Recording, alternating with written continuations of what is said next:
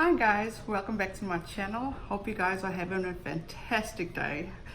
I was having a good day until I went to the store. I don't even know which store it was because I wasn't paying no attention, and then came out and found my car keyed. I am pissed. But unfortunately, it is what it is. I called insurance, I had everything done. I'll try and insert a picture of what these fools did to my car. And I mean, they didn't even have the audacity to at least maybe try leave a note on my car windshield or something to say maybe they scraped my car by accident or something of that. It is what it is, so we gotta move on from it. So welcome back to my channel, you guys, and please, before you leave, subscribe down below, hit the notification button, and you'll be notified each time I upload a video. So with that said, this is a continuation of my previous video on my journey in the United States. If you guys have not watched that one, please go and watch that one before you start this one. I'll leave the link down below in the description box, and you guys can watch it and then jump onto this one. So with that said, let's get back into the video. So the last I left off on the previous video was when we went with a car crash. I was airlifted to Galveston Hospital, and they couldn't get a heartbeat because I was pregnant at the time. So as I said, I was the worst patient going. All I could think about was my kids at home, and I didn't want to be there, and it was just, I can't even explain the feeling that I had. I was just so anxious at the time. I just wanted to get out of there. And after they did the ultrasound and they didn't find a heartbeat, I heard these two doctors and they were like, oh no, there's nothing else we can do. And then they were talking, and in the midst of all this, these other nurses, whatever they were cleaning me up, and they got this whole tray, and two of them started stitching me up. I got stitches on my head, I got stitches on my face, on my arms. I had so many stitches, but I still at that time could not feel pain. I don't know why, but I just couldn't feel pain.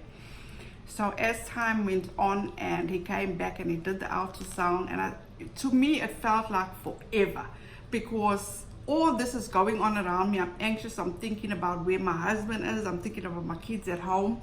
And then eventually I just heard the sound, and it was the heartbeat of my baby. It was the best thing ever. And this made me even more anxious. Like, I just want to get out of there. I want to go home. And we stayed for, we left home around about 7:30 the previous evening. By the time we looked at the time, when my husband came, and I still said to him, what is the time? He said, it's 3 o'clock in the morning. I couldn't believe it was that time. It was 3 o'clock in the morning. So he still stood by and he watched them stitch me up and do whatever they needed to do. And then they wanted to admit me. And I'm like, oh, hell no. I am not being admitted. I need to go home to my other kids. And they were like, no, you can't. You're too, injured. I said, I am going home. You cannot keep me here. I need to go. So they had no choice but to let me go, with instructions to follow up on a doctor the next day, follow up with my gynecologist, or do whatever I needed to do, to make sure everything was okay with the pregnancy. And I just signed everything, and I just agreed, yes. I just want to get home to my kids.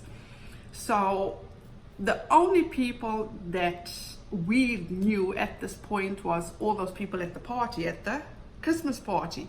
And it was senseless us even calling them, because at this point now they must have been drunk. I do remember when we messed up with the accident, I did call one of my husband's co-workers, and he was already drunk, so it was senseless calling any of them.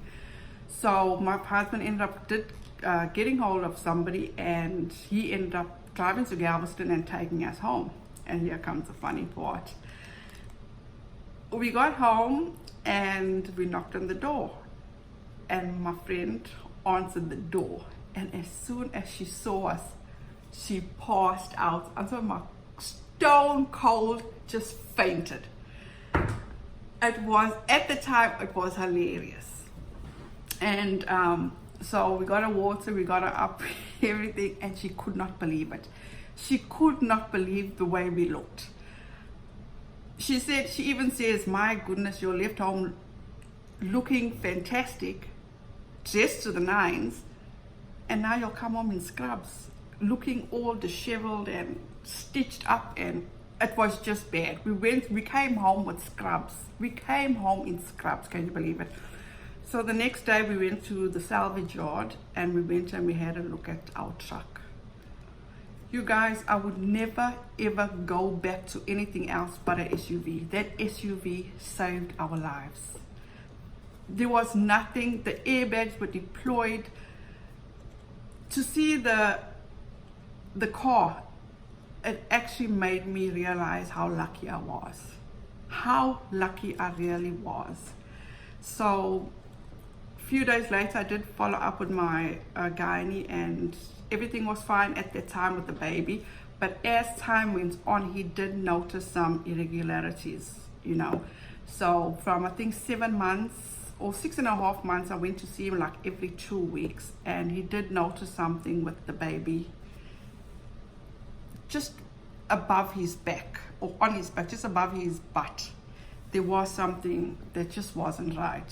We kept an eye on that, and when Noel Jr. was born, he did have a hole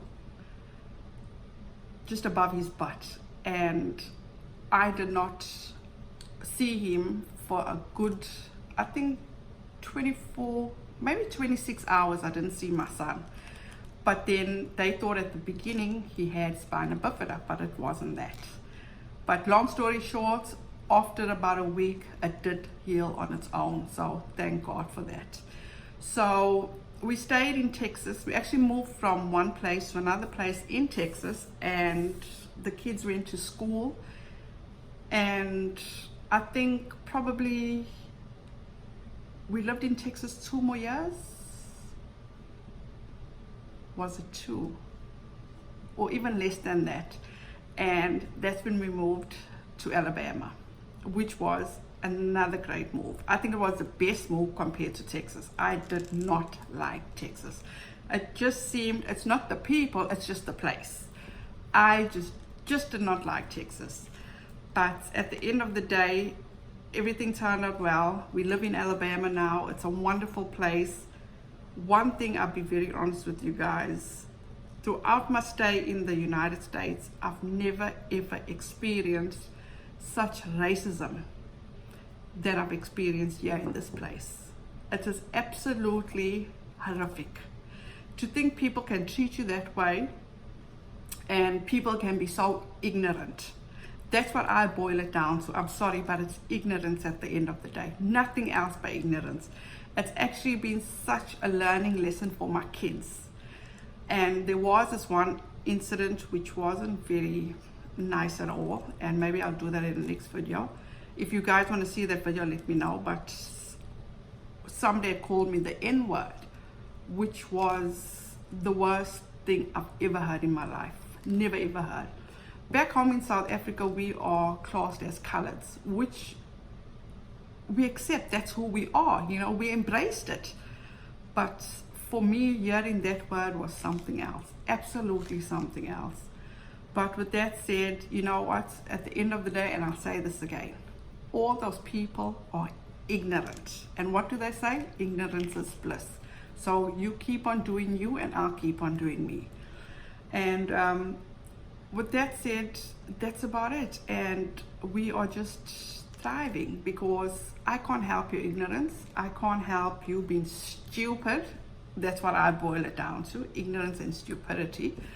So yeah, that's about it. I do have so many more stories. So if you guys want to hear about that, please feel free, let me know. And that's about it for my journey in the United States. As I said, I've got so many more stories which are so much more interesting and amazing.